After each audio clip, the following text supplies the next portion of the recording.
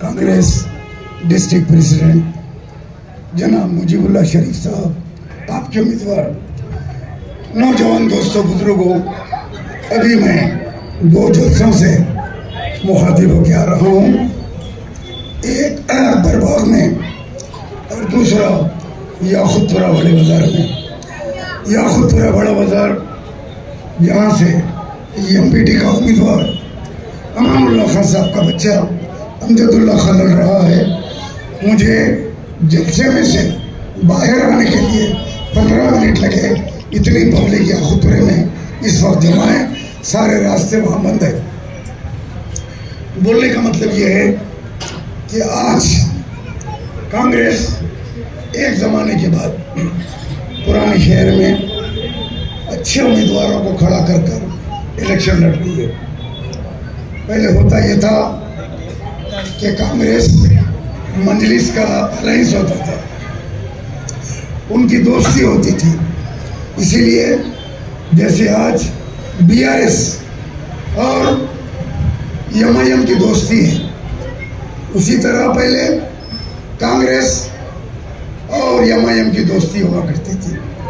इसीलिए पुराने शहर में कांग्रेस काम नहीं करती थी, एमआईएम को जिता देती थी कि यह हमारी साथी पार्टी है। नतीजा ये निकला कि पुराने शहर में आहिस्ता आहिस्ता कांग्रेस खत्म हो गई और एमआईएम यहाँ पे अपने पैर पकड़ ली, पैर जमा ली। उसके बाद ये लोग हैदराबाद से निकले और ये जो सपोले थे उनको दूध पिलाई कांग्रेस ने दूध पिला के इनको बड़े सांप और अजय बनाया। कांग्रेस ने बनाया, दारुसलाम दिया, मेडिकल कॉलेज दिया, इंजीनियरिंग कॉलेज दिया, एमबीए एमसीए कॉलेज दिया, बहुत कुछ दिया, सब ले लिए। उसके बाद जिस तरह नाग पंचमी में सांप दूध पीता है, फिर सांप पलट के डसता है, वैसे ये दोनों भाइयों ने पलट के कांग्रेस को डसा। ऐसा डसा कि सारे हिंदुस्तान में निकलकर सारे नॉर्थ इंडिया के अंदर कांग्रेस के खिलाफ एक बड़ी मुहिम को चलाया और नरेंद्र मोदी को इख्तिदार के ऊपर बिठाया। ये काम इन्होंने किया। आज कहते हैं असदुद्दीन ओवैसी कांग्रेस आरएसएस की माँ है। वो कांग्रेस जो तुमको पाल के पोस के बड़ा करी, तुमको बड़े बड़े कॉलेजेस दी, आज जिन गाड़ियों में तुम बैठ के घूम रहे हो वो गाड़ियाँ कांग्रेस का सदका है तुमको। आज तुम कहते हो कांग्रेस आरएसएस की माँ है। मैं ये जवाब देना चाहता हूँ जलसे से, अगर कांग्रेस आरएसएस की माँ है तो तुम्हारे दादा अब्दुल वाहिद ओवैसी साहब कांग्रेस के टिकट से मल्लेपल्ली से इलेक्शन लड़े थे बल्दिया का। जब नहीं मालूम था आपके दादा हुजूर को कि कांग्रेस आरएसएस की माँ है, आपके वालिद मोहतरम सालारे मिल्लत सुल्तान सलाउद्दीन ओवैसी साहब 40 साल तक मोहतरमा इंदिरा गांधी के साथ रहे, उनका साथ देते रहे। जब आपको पता नहीं था कि कांग्रेस आरएसएस की माँ है, जब इंदिरा गांधी जी दारुसलाम के अंदर आई, सुल्तान सलाउद्दीन ओवैसी साहब ने उनको कुरान मजीद का तोहफा दिया, तो जब आपको नहीं मालूम था कि कांग्रेस आरएसएस की माँ है, खुद असदुद्दीन ओवैसी बाबरी मस्जिद की शहादत के बाद 10 साल कांग्रेस के साथ रहे। यूपीए 1 यूपीए 2 में आप मरकजी हुकूमत के साथ कांग्रेस में सोनिया गांधी जी के पास रहे। क्या आपको नहीं मालूम था कि कांग्रेस आरएसएस की माँ है? रियासत में राजाशेखर रेड्डी की हुकूमत थी, आप राजाशेखर रेड्डी की गोद में बैठे थे, राजाशेखर रेड्डी की धोती धुलाते थे। आपको नहीं पता था कि कांग्रेस आरएसएस की माँ है। आप चीफ मिनिस्टर रोशैया साहब के साथ थे, आप किरण कुमार रेड्डी के साथ थे। तो 10 साल बाबरी मस्जिद की शहादत के बाद आप कांग्रेस के साथ थे। हैदराबाद में कांग्रेस ने आपको कई मेयर दिए। कांग्रेस की मदद से एक लंबी तारीख है, मजलिस के मेयर बने, डिप्टी मेयर बने, स्टैंडिंग कमेटी के चेयरमैन बने, दिया ना कांग्रेस ने, लेकिन टीआरएस ने 10 साल में तुमको क्या दिया? मेरा सवाल है असदुद्दीन अवैसी साहब से कि टीआरएस ने तुमको क्या दिया? क्या मेयर दिया, डिप्टी मेयर दिया, स्टैंडिंग कमेटी दिया? आलमपल्ली पोचैया से लेकर माजिद हुसैन तक आपको मेयर कांग्रेस ने बनाया। कांग्रेस की ताई से आपका मेयर हैदराबाद में मुंतखब हुआ। तब आप कहते थे बड़ी बड़ी बातें, हैदराबाद हमारा, चार मीनार हमारा, मेयर हमारा, किले गोलकुंडा हमारा, लेकिन देने वाले कौन थे? ये कांग्रेस ही थी। 10 साल पहले आप कांग्रेस की गोद में बैठे थे, जब रातें रात आपने देखा केसीआर की हुकूमत आ रही है तो जाके केसीआर की चौखट पे गिर गए और केसीआर से इत्तेहाद कर लिया और कांग्रेस के खिलाफ हो गए और आज कहते हैं कांग्रेस आरएसएस की माँ है। तो मैं इनसे सवाल पूछता हूँ कि जनाब आप इसी जगह आकर जवाब दीजिए मेरे इन सवालों का। मैं जो सवाल पूछ रहा हूँ, क्या आपको पता नहीं था पहले कि कांग्रेस आरएसएस की माँ है? बहरहाल अपने मफाद के लिए ये कभी इनकी चौखट पे पड़े रहते हैं तो कभी उनकी चौखट पे पड़े रहते हैं। ये हैदराबाद के गुत्तेदार हैं। सारे हिंदुस्तान में जाके 100 सीट पे यूपी में इलेक्शन लड़ते हैं, वहाँ पे मुसलमानों को आपस में लड़ाते हैं और बीजेपी को मुंतखब करते हैं। गुजरात जाते हैं, राजस्थान जाते हैं और महाराष्ट्र जाते हैं, बिहार जाते हैं, लेकिन हैदराबाद तेलंगाना का जब मसला आता है तो आप कहते हैं कि हमारे 7 सीटों पे हमको वोट दो, बाकी के सीटों पे मुसलमान और बीआरएस को वोट दो। ये क्या बात हो गई? वहाँ 100 सीट पे लड़ते हैं और तेलंगाना के मुसलमानों को आप बेच रहे हैं। क्या मुसलमान बकरियों का मंदा है कि जिस तरह बकरीद में बकरियों को लाके धनकर बेचता है, आप मुसलमानों को बेचते हैं और मुसलमानों की तिजारत करते हैं। आप मुसलमानों को क्या दिलाया? केसीआर ने कहा मैं मुसलमानों की माशी तरक्की के लिए 12% रिजर्वेशन दूंगा। जब भी हमने कहा ये झूठ बोल रहा है, 12% रिजर्वेशन मुसलमानों को नहीं देगा। अगर ये देता आज मुसलमानों के हालात कुछ और होते। हमारे बच्चे बच्चियां 12% सरकारी नौकरी में शामिल रहते, आज हमारे बच्चे 12% में डॉक्टर बनते, इंजीनियर बनते, आईटी करते। हर डिपार्टमेंट में पुलिस से लेके हर महकमे में मुसलमानों का बच्ची जो है 12% जॉब करती, मुसलमानों के माशी हालात सुधरते। असदुद्दीन अवैसी आपसे मैं पूछना चाहता हूँ मोहतरम, आज आप कह रहे हैं बीआरएस को वोट दो, क्या आपने 12% रिजर्वेशन दिलवाया केसीआर से? क्या केसीआर ने अपना वादा किया? फिर किस बुनियाद के ऊपर आप कहते हैं कि आप मुसलमानों को बीआरएस को वोट दो?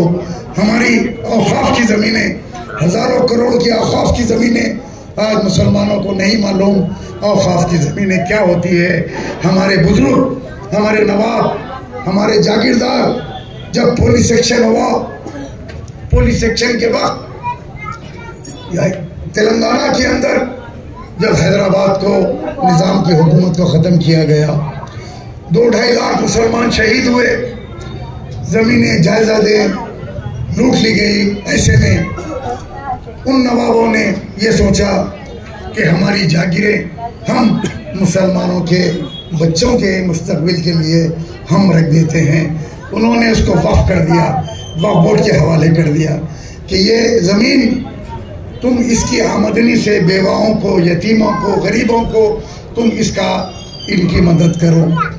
आज उस ज़मीनों की जो बर्बादी हो रही है, यही लोग, इनके गुंडे उन ज़मीनों को बेच के खा गए, हज़ारों करोड़ रुपए की मुसलमानों का हक मार के खा गए।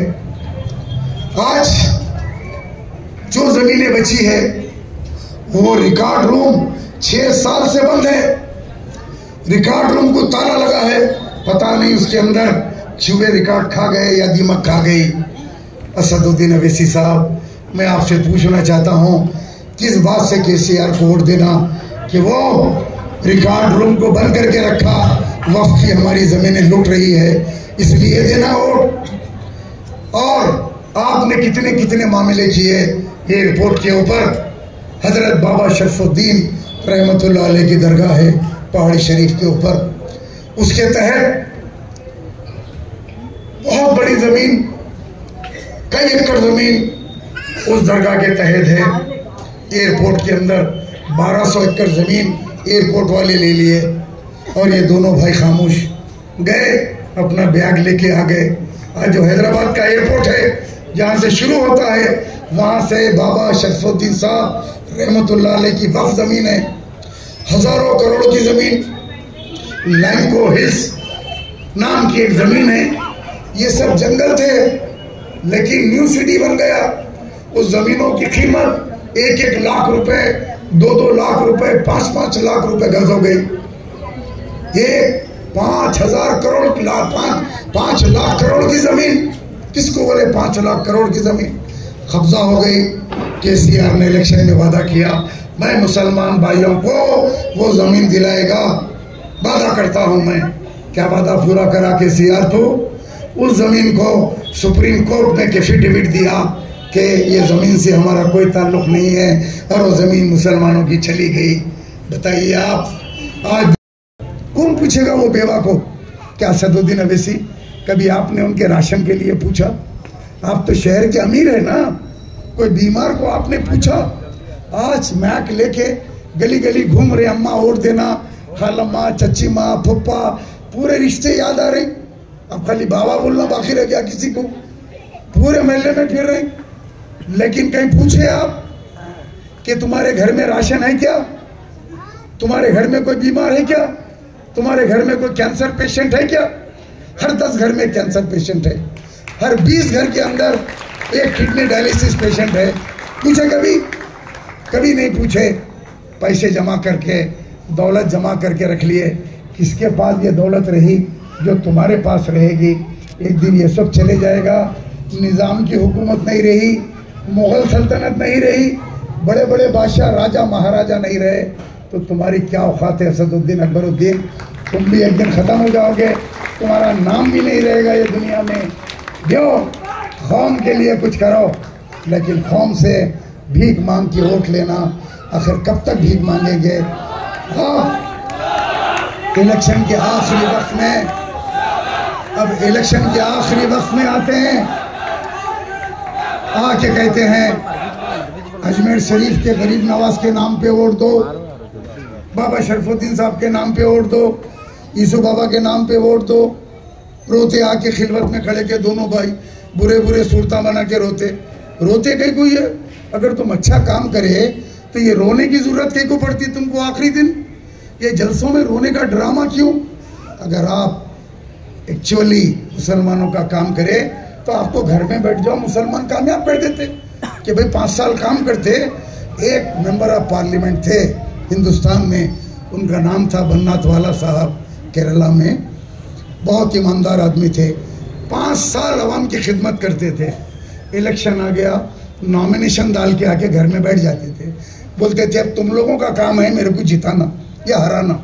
मैं 5 साल आपका काम किया, मैं निकल के कोई कैनवेसिंग नहीं करूंगा, अब तुम लोग वोट डाल लो, मेरे को जिता लो। पब्लिक खुद निकलती थी। जीतने के बाद उनके घर पे आके बोलते थे आप जीत गए, चल के सर्टिफिकेट ले लो। ये होता लीडर, ये होता लीडर, ये नहीं होता गली गली सलामा मार लेते फिर रहे, पानी पी रहे, परेशान है। कहीं मुजीबुल्लाह शरीफ निकल जाते? क्या निकल जाते? लहर है ये कांग्रेस की। पशा पानी जब तेज भयाता ना, बड़े बड़े निकल जाते। अब हम देख रहे हैं किसको लाके देते टिकट? एक गेंडे को लाके दिए। ब्लैक एंड व्हाइट फिल्मों का हीरो है, वो पुराना है, लेके आए, चलना भी नहीं आ रहा। क्या है? बोले इनको वोट दो। हम बोले कौन है? जरा करीब जाके देखे, चार मीनार हल्के से, ये कौन कैंडिडेट है मजलिस का? तो लोग बोले चार मीनार बैंक को डुबा दिया था वो नीचे। खबरस्तान के पेपर रख के 9 करोड़ रुपए ले लिया था। 3 महीने जेल को भी जाके आया। अब अगर उन्हें जीत गया तो 4 मीनार बेच के खा जाता। कब भी बोलना है वो 4 मीनार था नहीं, और काम गया कि माटी मिला बेच के खा गया। ये नौबत आने वाली है। तो ये सब चोरों को मंजिस वाले टिकट